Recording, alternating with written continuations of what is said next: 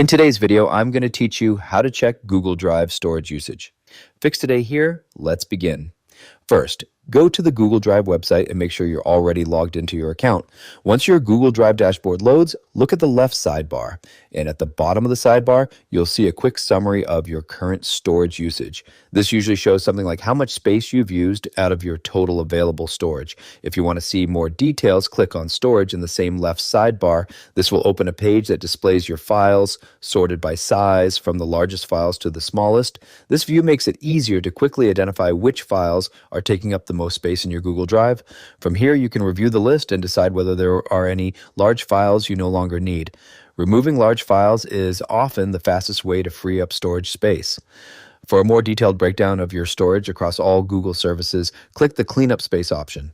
This will open a storage management page that shows how your storage is being used across Google Drive, Gmail, and Google Photos. On this page, you'll see a color-coded bar that visually displays how much storage each service is using. This helps you quickly understand where most of your storage space is being consumed. You'll also see options that allow you to clean up space. For example, you may see a cleanup suggested items section that highlights files or items that may be safe to delete. There may also be a cleanup by service section where you can review large files, items in your trash, or other content taking up storage.